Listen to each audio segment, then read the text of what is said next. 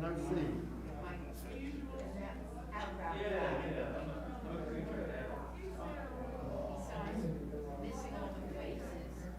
I know, it's hard to.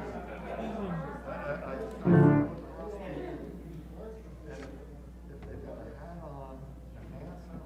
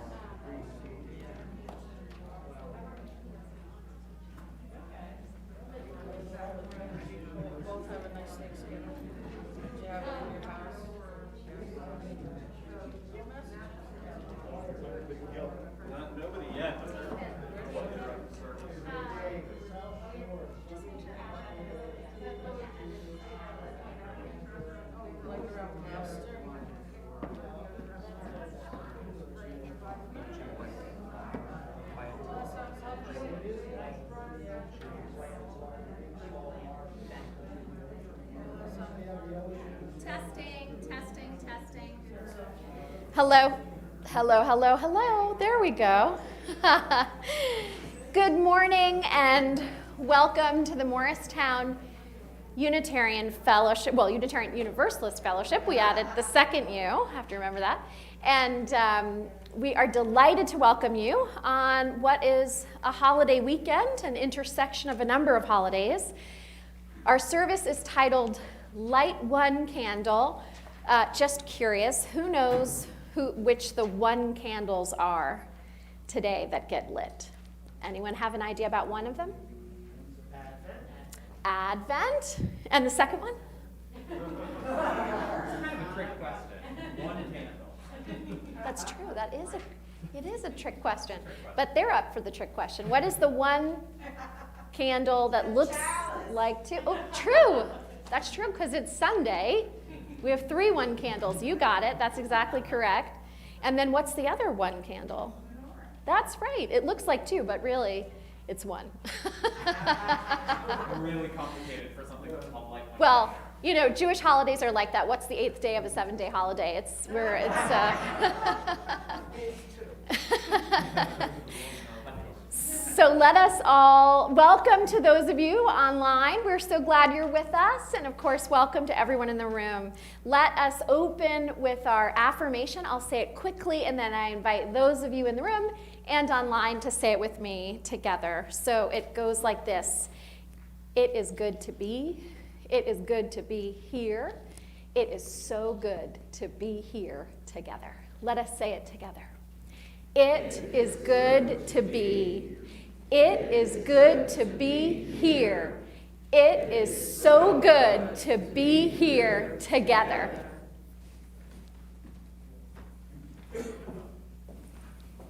Good morning and welcome to the Morristown Unitarian Universalist Fellowship. My name is Don Preziosi and I am serving as the Sunday Associate today. I want to welcome everyone and especially newcomers to our community where we believe there are multiple paths to the truth and share the wisdom from different religions as well as the arts, nature, science, and human experience. I have a few announcements. The first is about the service auction. Congratulations to this year's service auction winners. Statements, I believe, have all been sent by now, but if you haven't gotten your statement, contact one of the service auction people. And that should have listed the amount due for your offerings and instructions for picking up items. I do know that some of the jams are here today that were on the table. So if you won just a jar or two of jam, check in the Great Hall. Also, please see Service Auction Committee members on next Sunday if you have any questions. The drawing for Aunt Vicky's Homemade Yummy Treats already took place. If you missed it, it will also be announced in the Zoom coffee hour, or just ask anybody who was already here because they know if they won or not. Finally, please check the December newsletter for updates on the service auction, including participation statistics and our net earnings. Getting to know UU. If you are a newcomer, we invite you to join us for our upcoming Getting to Know UU class on Saturday, December 4th from 10 a.m. to 2 p.m. This is an opportunity to hear more about Unitarian Universalism, our history, our theologies, and our community in particular, and how to get involved. Lunch will be provided. You can register by emailing welcome@muuf.org with your name, your email, and your dietary restrictions or preferences. Next week's Odyssey is Tom McGinnis. Join us for our second ever Odyssey presentation. Once a month, we'll gather at 1 p.m. in our sanctuary and on Zoom to hear about an individual's personal and spiritual journey to date and what they wish to share about leading a meaningful life. The program will last about an hour and it will include a short Odyssey video of about 15 minutes, followed by a question and answer with the ability to ask questions in the room and also from Zoom. What if you can't be there and you want to see it? You can watch it on Zoom. No, if you can't be there and you have an obligation and you can't be There there. will be recordings. Oh, it'll be recorded, I believe, right? Yeah, so you could watch it after the fact. Oh, okay. Learn to play Dreidel. There's already been a Dreidel game in progress, but if after this service you would like to play Dreidel in the dining room, you have your chance to win lots of chocolate gelt. So feel free to join in. And the final announcement, after the service, stay for a question and answer on Certificate of Incorporation Amendment to align the language with the bylaws as required by the IRS. Thank you.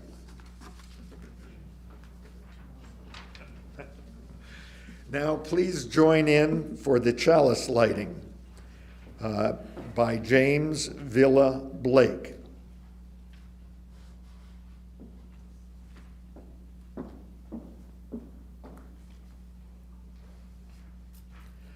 Love is the spirit of this fellowship, and service is its law. This is our great covenant, to dwell together in peace, to seek the truth in love, and to help one another.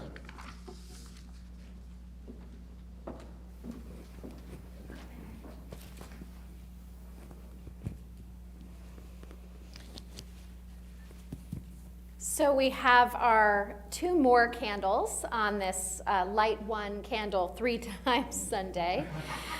The first candle we'll light, it is the first Sunday of Advent, and we light the hope candle together.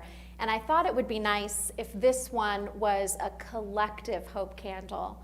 We certainly light this candle in anticipation of Christmas.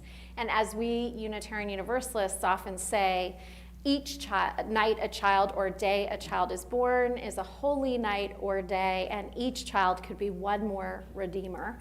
So that is present in our hopes. And what other hopes are in this room for us to add as we light our Advent candle for hope? Any hopes? Yes? Health. Hopes for health. This is a time we have that in mind. Yes? Unity. Hopes for unity. Great. Any other hopes to add to our Advent candle? Well, those are good.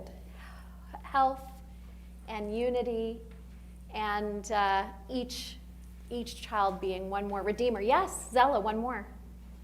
For the time when we stop wearing the masks and I can see all the Shana put-ups.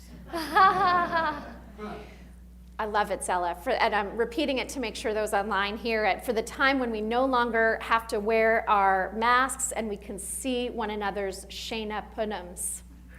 Beautiful faces. So these are all of the hopes that we hold in our hearts on this first Sunday of Advent. Let's see. Well, and I'll just continue. It is the first, will be the first night of Hanukkah today at sundown. And I'm going to light the candles early so that you would see what it will look like in some of our homes tonight. And part of the commandment is to really publicize the holiday. And so you'll often see them in windows. So the shamash candle, the helper candle, gets lit. And then these, for safety reasons, are really like glued in. The wax is glued in. So you would lift up the shamash candle, and then you would light the candle that is on your left. And, or wait, on the right. Yes, on the right or left? I'm getting confused. Yeah, you're right. Okay, there. I always get confused when I set it up for people in the front. So normally, we would lift up the helper candle to do that. And so then in our home, we recite the following blessings. And on the first night of Hanukkah, you recite 3 blessings together. And so I invite you to join, and we're going to speak the blessing, because we all have different melodies often. And then I'll share the meaning in English. So join with me if you know the Hebrew. Baruch atah Adonai Eloheinu melech haolam asher kiddushanu b'mitzvotav vitzivanu lachadlik ner shel Hanukkah. Blessed are you, Adonai, ruler of all, who hallows us with the commandments and commands us to kindle the Hanukkah lights. Baruch atah Adonai Eloheinu melech haolam she'asa nisim lavotenu vimotenu bayamim hahem bazman hazeh. Blessed are you, Adonai, ruler of all, who performed wondrous deeds for our ancestors in days of old at this season. And finally, the third blessing on the first night. Baruch atah Adonai Eloheinu melech haolam shehekianu v'kiyamanu v'higianu la'azman hazeh. Blessed are you, Adonai, our God, ruler over all, who has kept us alive, sustained us, and brought us to this season. And now let us rise and hum, and we'll be led in song by our choir who is meeting. We'll make sure we all have our masks on. And our opening song is Hine Ma Tov, number 392 in our hymnal.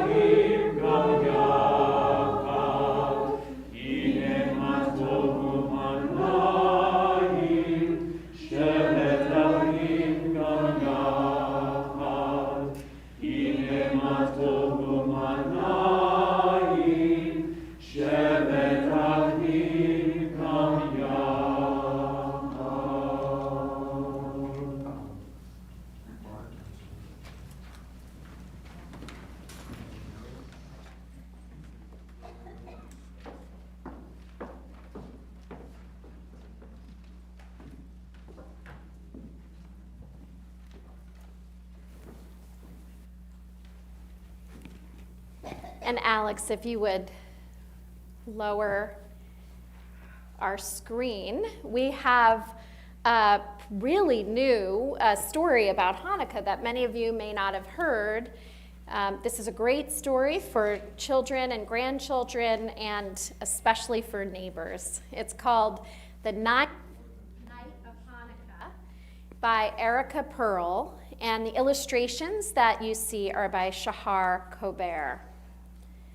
So let us share it together. And this is about a family that just moved, but that will become apparent. On the first night of Hanukkah, Mom couldn't find the menorah. Special delivery, said Dad, arriving with pizza. Max and Rachel looked at each other. No menorah? No latkes? It's just for tonight, said Mom. I'm sure we'll find our Hanukkah things tomorrow.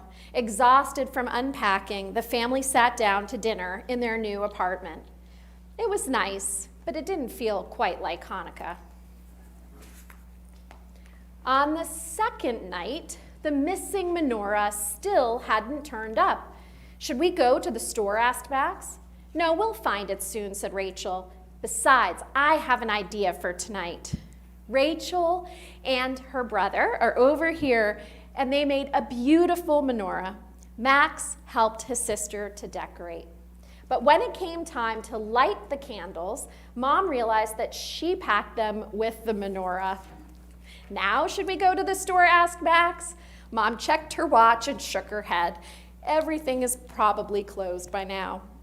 Max and Rachel convinced Mom to let them ask one neighbor. They knocked on 2C right next door and explained the situation to Mrs. Mendez. Would these work? And you may not see from there, but these are birthday candles. Maybe, said Rachel. Dad lit the shamash. Max and Rachel each used it to light a candle. Then Max and Rachel both got presents. It was nice, but it didn't feel quite like Hanukkah. On the third night, Dad offered to make latkes. He just needed to find his lucky latke pan. As Dad searched through box after box, Max followed his nose downstairs to 1B, where he met Joe the super. Welcome to the building, said Joe. Need anything? Let me know. Anything? Asked Max, eyeing a steaming platter of French fries, fried potatoes, close. Joe happily shared. It was nice, but it didn't feel quite like Hanukkah. On the fourth night, Max said, let's play dreidel. One problem, no dreidel. I'm beginning to think one of our boxes got lost, said Dad. So Mom called the moving company, and Max and Rachel set out to find a dreidel. The Watson twins, who lived upstairs in 3B, didn't have one, but they did have a toy that could spin and spin. You see the hula hoop? It was nice, but it didn't feel quite like Hanukkah. On the fifth night, Max and Rachel figured out a way to play dreidel. Do you like that way? It's an umbrella with a giant piece of cardboard, which meant that they needed gelt. No chocolate coins, but I do have these, said Mr. Patel in 4A, holding a box of chocolate chips. It was nice, but it didn't feel quite like Hanukkah. On the sixth night, Rachel wanted to have a Hanukkah sing-along, but Mom's guitar hadn't arrived yet. Gigi has one, shouted the Watson twins, running up to 5C. It turned out they were almost right.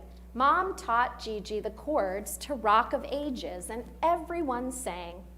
It was nice, but it didn't feel quite like Hanukkah. On the seventh night, Max and Rachel discovered they were missing something else. How do you wrap a present without wrapping paper? On their way outside, they saw Dr. Lee reading in the lobby. When they asked him where to buy wrapping paper, he handed them the comics. Try using these, suggested Dr. Lee. So they did. It was nice, but it still didn't feel quite like Hanukkah. On the eighth night, Max realized what their Hanukkah needed: jelly donuts. It took knocking on several doors, but finally Max got his jelly from the twins' mom in 3B, just not in donut form. That was nice, said Rachel as they walked downstairs. Max took a big bite and finished her thought. What feel quite like Monaco. The next morning, there was a knock at the door. Special delivery. Only this time it wasn't Dad or pizza, and it wasn't the long-lost box. But it looks like it's Mom's guitar. Let's have a Hanukkah sing-along tonight, suggested Mom. Last night was the 8th night, Rachel reminded her. It won't be Hanukkah anymore.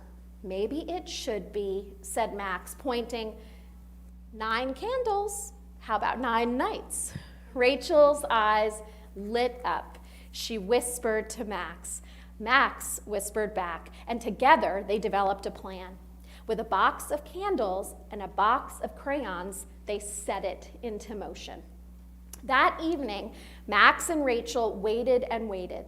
Maybe this isn't going to work, said Max. It'll work, said Rachel, sounding more confident than she really was. Just then, there was a knock at the door, and another, and another. Max and Rachel thanked them all for coming. Then they explained the reason for their shamash night celebration. Or shamash is the Hebrew word for the helper candle. If you grew up speaking Yiddish, maybe you said shamas. So for 8 nights of Hanukkah, the shamash helps light all the other candles, said Max. Like all of you helped us, asked Rachel. So we just want to say thanks to the Shamash and to you. Just then, a voice called out from the back of the line of guests, "Special delivery! The missing box," said Mom. "Now that's what I call a miracle," said Dad. In the box, Max and Rachel found their family menorah, Hanukkah candles, Dad's lucky latke pan, dreidels and gelt, wrapping paper, and Aunt Edith's recipe for jelly donuts. So on the 9th night, in their new home, Max and Rachel and their new friends talked and laughed, ate and played games, sang and danced by the light of many candles. It was nice, really, really nice. And best of all, it felt exactly like Hanukkah. And I shared this story with you, and it's also sharing a little bit of a movement. There's a bit of a movement to have a Shamash night celebration and to honor not only that helper candle, but all the helpers in our lives. And in this time of emerging still from a pandemic, we have been blessed by so many, some of them right here in this room. So for all of the helpers, a 9th night of Hanukkah.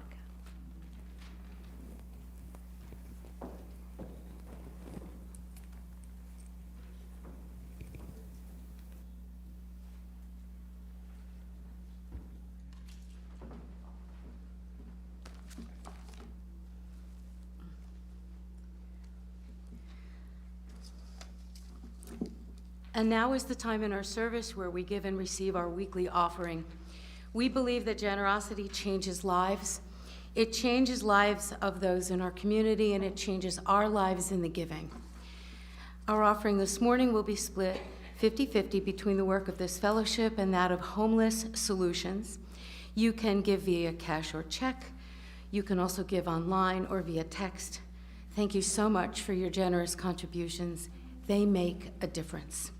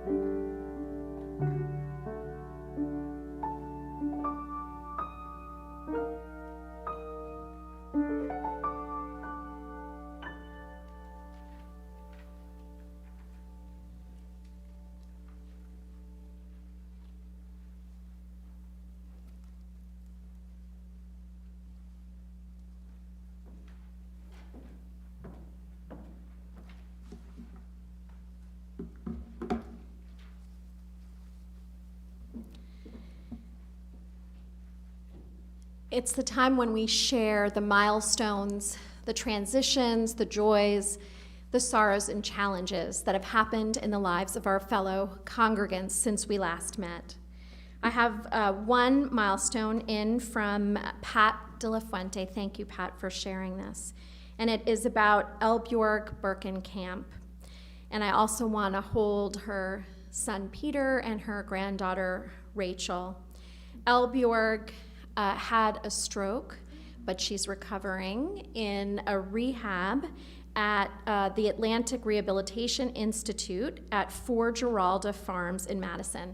And she's feeling better enough that Elbjorg would love visits and telephone calls and cards. So do call Giralda Farms to find out if there are any restrictions. And Pat is actually right here in the room. She's holding her hand up, so you could probably find out some information. But let us send, I don't know which direction Giralda Farms is, well, just up and it'll travel. Let's send all of our energy towards Elbjorg. May she continue to heal, and may she be surrounded by loving compassion and care, and may she receive some delightful visits and calls and cards. And I have a second announcement or a milestone today. Our dreidel tutor, Asher, is turning 10 today. So he's in the dining room following this, excited to teach dreidel to anyone who wants to learn, with piles of chocolate, which we wouldn't want him to go home with all of that. So consider that an invitation. Dreidels a fun game. And he turned 10 today, double digits. So a wonderful thing. Thank you. So let us turn towards prayer and meditation. Spirit of life, Spirit of an abundant love, help us to slow down on the edge of a forming week. Help us to give thanks and to use this day of 3 one lights to teach us how to do that. We give thanks for holidays that remind us that sometimes a tiny light against the night sky can offer evidence of a way forward. Let us give thanks for holidays that bring us together with family or with neighbors, both here and over Zoom and YouTube and Facebook and all the ways online, where we testify together to laughter, to customs, to love, to song, to generation after generation, persisting, resisting, rising up, and passing it on. We give thanks for holidays that remind us to pay attention to the neighbors in our local village and our global village, to notice who needs help and to be a helper, and to be willing to receive help when we are in need. Thank you to all the neighbors here and there and everywhere that help us to celebrate when we may not be feeling quite like it. And we hold in our hearts at this time, especially those who are grieving. It is a complicated season, and there are empty chairs at tables. May the stories of those who have gone before be shared. May their legacy of life be like twinkling lights at the table. May it soften the grief. And may those stories continue to be told from generation to generation. All these things and so many others are our prayers and meditations and yearnings in this morning light. Amen, and blessed be one and all. And now I invite Marjorie to share an excerpt from The Jewish Way by Rabbi Irving Greenberg on the role of women traditionally in the holiday.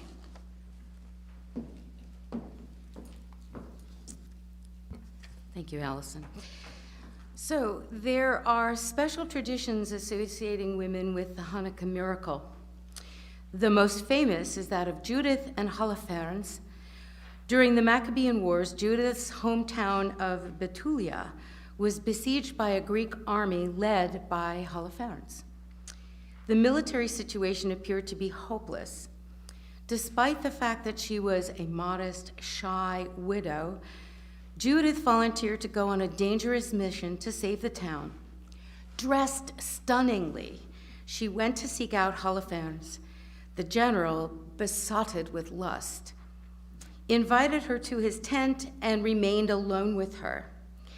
She plied him with wine and good food. When he was overcome with sleep, she cut off his head and escaped. When the Greeks discovered Holofernes' death, they fled in panic and the town was saved.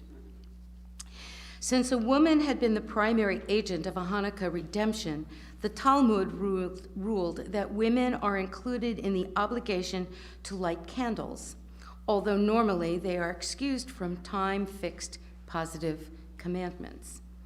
Since women are obligated to light, they can halakhically, that is through the Jewish law, fulfill the mitzvah, the good deed, and light candles on behalf of others as well. The involvement of a woman in the redemption created two other traditions. The first is the custom that women not working during the period of that candles are burning. The second is to serve the gastronomic delight of Hanukkah Latkes. Those are the ground potato pancakes fried in oil. Tradition has it that Judith prepared a dairy meal for Holofernes to make him very thirsty. It became customary to serve an elegant dairy meal in reenactment of that event. Latkes, after all, are an elegant preparation of the inelegant potato. And if the latke is heavy and hard rather than light and heavenly, one has not fulfilled the mitzvah.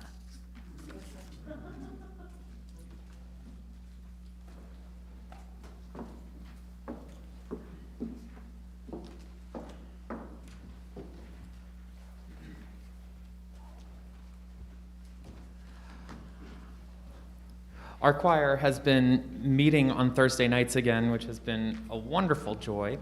And we're going to sing for you today with masks, of course. This is number 221 in your hymnal, and the choir is going to sing for you, so no need to hum along, but if you'd like to follow along with the words, they're there, 221.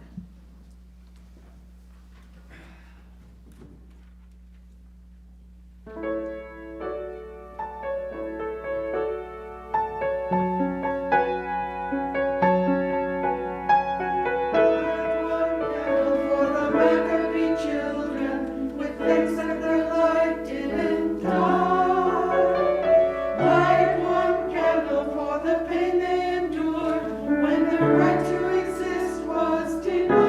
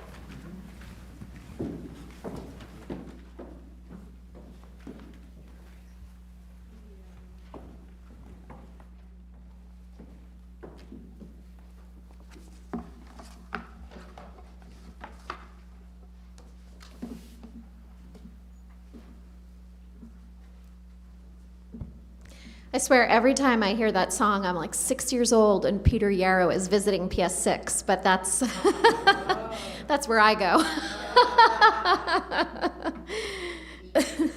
You too. Hanukkah commemorates the return of the Jewish people to their temple in Jerusalem in 164 before the Common Era, after a long period of being apart. In their case, it was a king and religious oppression, as well as economic oppression, who caused the separation.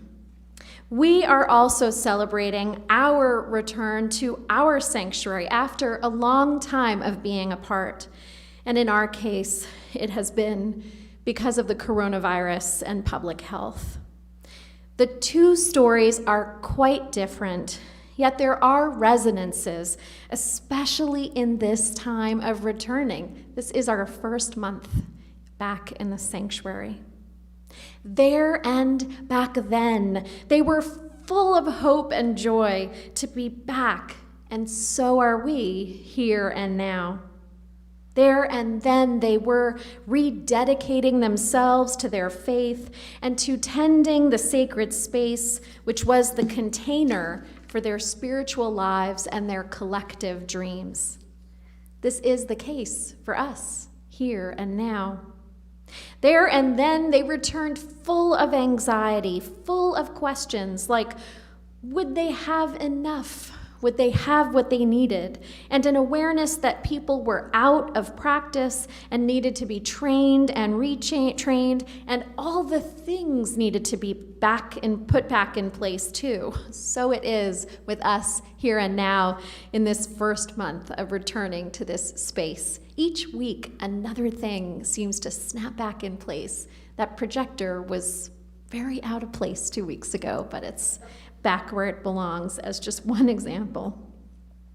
There and then, they found themselves needing to be creative and to develop new ways of doing things, us and here and now too.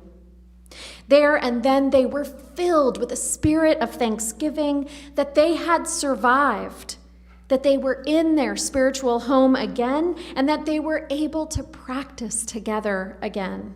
So it is with us now, who are able to practice together, sharing this, our favored room, with all of you in the seats and all of you online. This morning, I thought we might turn to the holiday of Hanukkah and to the light that it might shed on the religious life in our own time. First, let me remind you of the central story of Hanukkah. In the 4th century before the Common Era, Alexander the Great conquered the Near East, including Israel. When Alexander died, his empire was split in 3, Europe and Egypt and Asia, including Mesopotamia, Persia, and Syria.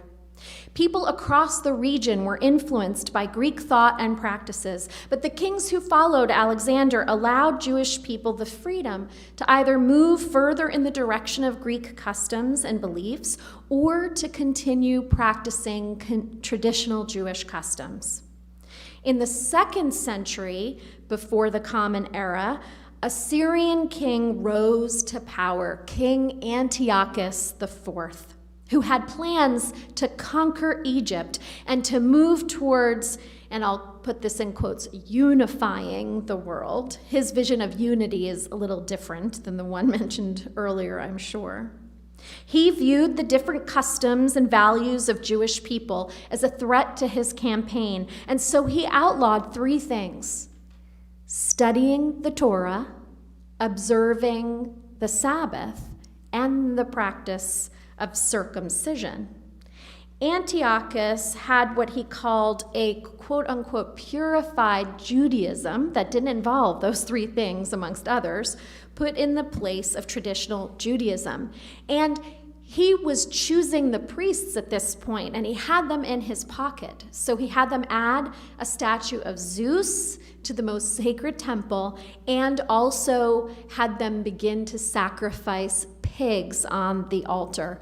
Now, for anyone who isn't of Jewish descent or doesn't know about the customs, sacrificing a pig on the altar is a really big deal, act of consecration.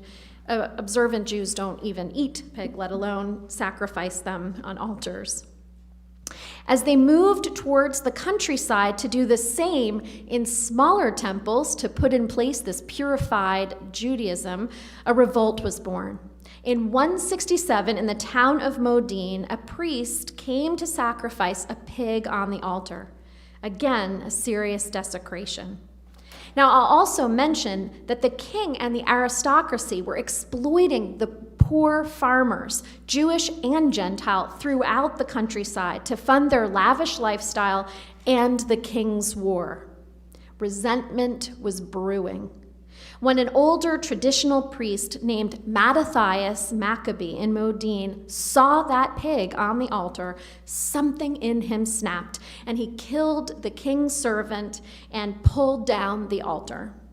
Mattathias and his 5 sons, Yohanan, Simon, Judah, Eleazar, and Jonathan, fled to the mountains to escape and mounted what in effect was a guerrilla war against the Greek powers and their Jewish allies. Mattathias died soon after, and his son Judah Maccabee took over leadership. The Maccabees had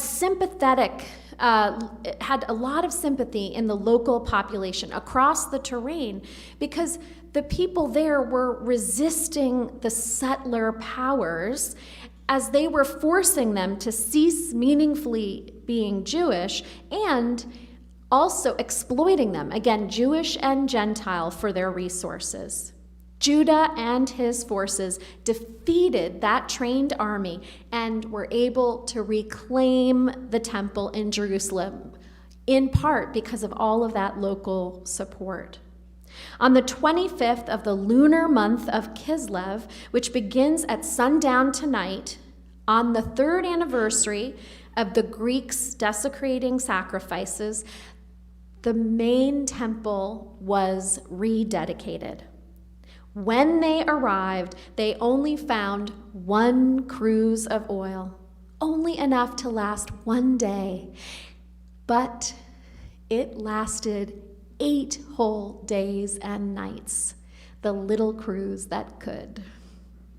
In honor of the holiday, let's explore 8 themes that might bring light to us in 2021.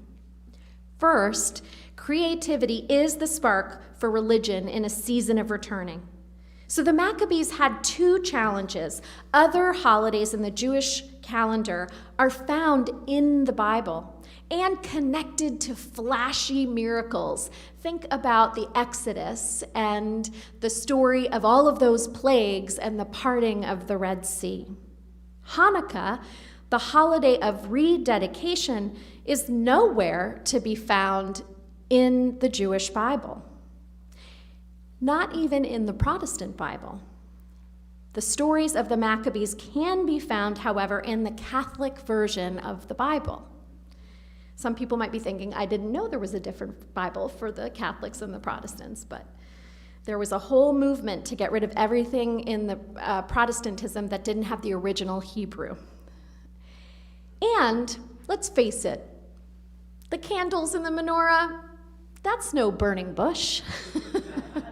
The development of Hanukkah as a holiday was a departure from that tradition of looking to the Torah, to the Bible and the written Torah, and also looking to clear miracles and evidence of God's presence.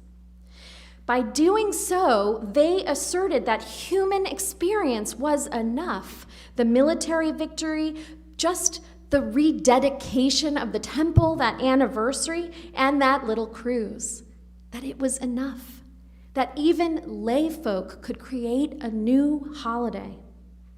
Now, unlike other holidays, there isn't a lot specified about how to celebrate Hanukkah, and there is no prohibition for working except while the candles are going down at night. The main feature is to publicize the miracle that a large army was delivered into the hands of a small ragtag group, and the return of God's light to the temple by human hands. Which leads us to the second light. Yes, human agency is something to celebrate. The Maccabees, they actually waited a couple of months to rededicate the temple, and even waited before deciding to defend themselves in battle. You see, some of the more pious Jews thought of the oppression and repression as punishment from God, and so who were they to disrupt that? And they also believed they had to wait for God to deliver them. Similarly, some pious Jews, even after the military victory, were waiting for God's fire to arrive on its own in the temple as it had in the past. Hanukkah reminds us that the spark of the divine, or the spark of conscience, is something we talk a lot about, is within each of our hearts, and that we must not fail to fan that spark and to act upon it when we are called to do so. Hanukkah is also a reminder to question our understandings about God. In this case, the story certainly does seem to assert that God doesn't punish people through oppression, and that injustice is reason enough to respond. And we Unitarian Universalists certainly believe that, as do many others. There is no need to wait for a higher authority to give you permission to resist. The existence of oppression is reason enough. The third light of Hanukkah here recognizes that all religious people, all people hold competing values. There are times when our 7 and now 8 principles conflict. And how do you discern which one to choose? Do we choose nonviolent action at all costs? What if your way of life was threatened? What would you do? What if you were being exploited and were food insecure and wanted to feed your family? What would you do that you might not otherwise? There are always competing values in a moral life. The Hanukkah story is complicated, and maybe that's one of the reasons it's a minor holiday and not a major one. It's about a war. Many people died, and death is certainly not something to celebrate. But it brings up valuable questions about how far an oppressed people can go in the name of liberation, which is absolutely relevant to us today. What tactics does our conscience move us to take in response to oppression? And how does our connection to privilege limit how far we might be willing to go? The third light of Hanukkah is a reminder to do that moral wrestling and not simply to choose shallow explanations when we retell history. So when we wrestle with the past, we can be wiser in the present and hopefully the future by learning. The fourth light is the importance of religious freedom. It is a bedrock of a just society. When religion and the state are united, each corrupts the other. Religion can provide an independent lens from which to view what is happening in the world. And it is vital that there be more than one religion for so many reasons. One, we celebrate diversity, especially the particularity of cultural and religious traditions, and how we can learn and grow through difference. Two, no one religion can sum up all there is to know about wisdom and truth or God or morality.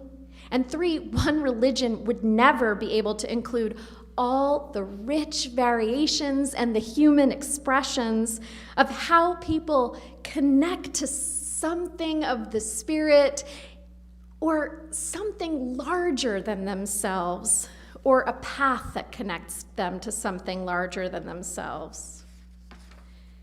The fifth light is Thanksgiving. Hanukkah, I recently learned, I had forgotten, was modeled in part on Sukkot. Remember, we built a sukkah, that is the holiday of the harvest, and a time of Jewish Thanksgiving, amongst other themes. And initially, some Jews actually called Hanukkah the Sukkot, the days of Sukkot in the month of Kislev. Along with lighting the menorah, blessings of praise and thanksgiving are significant in this time. The Hanasim Prayer, which is recited, thanks God for the miracles, for redemption, for mighty deeds, and for triumph, for delivering them, the strong into the hands of the weak, and the many into the hands of the few. From the very first Hanukkah, it is a story of thanksgiving for reaching this moment, for surviving, and for finding enough light and sustenance to make it through another year. It's a delightful coincidence that it falls on a week that so many of us have been counting our blessings, and included in them is an awareness of how precious our life or health and existence are. Again, Hanukkah invites us to wrestle with complexity. What about the repercussions of European ancestors who survived with the help of the Native Americans and then committed genocide? When is our story that of the conqueror or the settler, and when is our story on the side of the rebel and or on the side of liberation? And what does it mean in 2021 to give thanks when there are so many losses and empty chairs? And how do we tend our grief? Hanukkah helps us to make space for the fullness of the human experience and to bring it to light in our story and our practices. The sixth candle is for the light of dedication and rededication. The very first Hanukkah and all Hanukkahs are about a recommitment to faith, just as our re-entry and return is an invitation to commitment and to creativity and to sharing the fullness of who we are with this community and the best that we have to offer one another and the world. The seventh light is about hope and joy, that even in the middle of winter, even in a time of darkness, joy comes. Just open the door and step outside to see the myriad snowflakes. This morning or at night, step open to see the starry night in the sky. Joy and hope are some of humanity's greatest gifts, and Hanukkah invites us to actually nurture it, to light a candle, to allow the joy to come unbidden, to taste the most delicious sufganiyot, jelly donuts, and latkes. And calories don't count on this holiday, part of the miracle. Just kidding. Just make sure. My Unitarian Universalist minister said I could eat whatever I want on Hanukkah. Well, I did say that, but anyway, the calorie thing is not true. But it is fun and gelt, and it's about really joy unbidden, not just for children, but for all of us. And simple joys. Hanukkah was not so extravagant in the past. My mom shared that she would get socks one morning, an orange the next, chocolate gelt the next. Simple joys, and allowing them to really overflow. And finally, the eighth candle, of course, is about the miracle. A miracle happened there. A miracle happens here each day and each night. A child is born. A star is shining. A community regathers. Each day is a miracle because I can lift my arm, because I can speak, because we are, just simply because we are, is a miracle.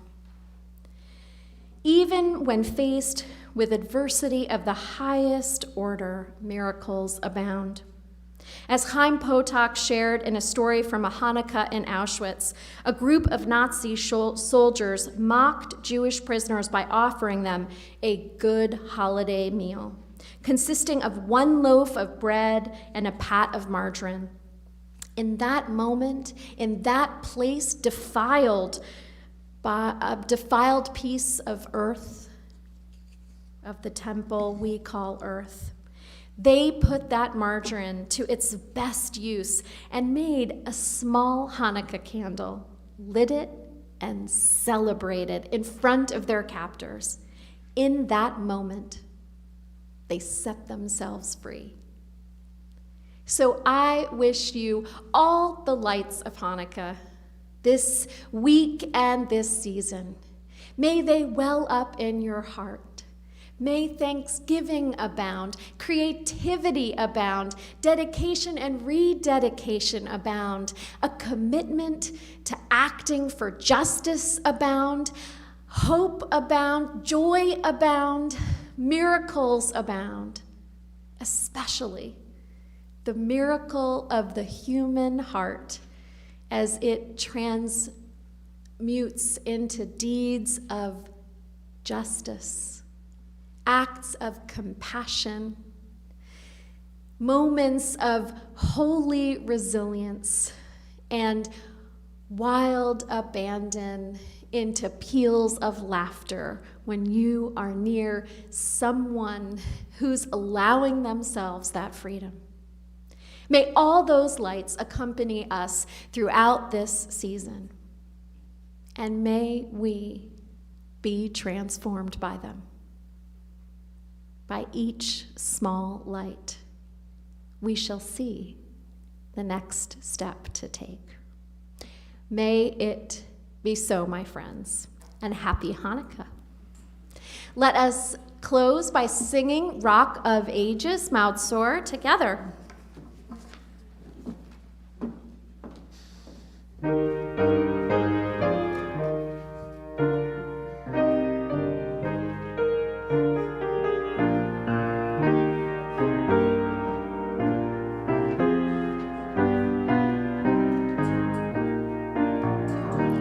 2, 2, 3.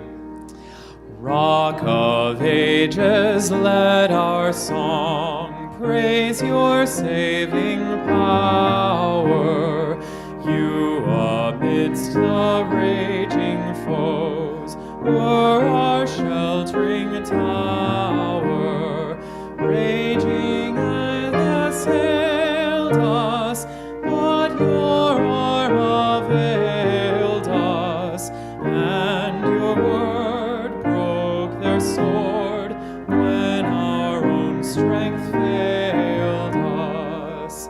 Kindling you the holy lamps, priests unbowed by suffering, purified the nation's shrine, brought to God their offering, and in lands surrounding, hear the joy abounding, happy throngs singing songs with a mighty sounding. Children of the prophet's word, whether free or fettered, wake the echoes of the songs where you may be scattered. Yours the message cheering that the time is nearing, which shall see nations free, tyrants disappearing.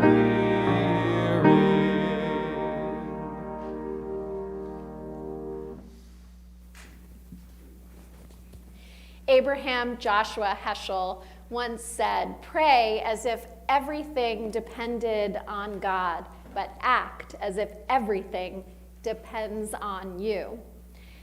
May we be the hands and feet, the hearts and minds and spirits that fuel a divine spark. May it turn into a roaring fire that we can experience the warmth of community by, the light of liberation by, and the possibility of redemption by. Remember, here, that vision is of a world where all are free, where Mother Earth is tended, and where equity and justice rule the land. May it be so. Let's play Dreidel.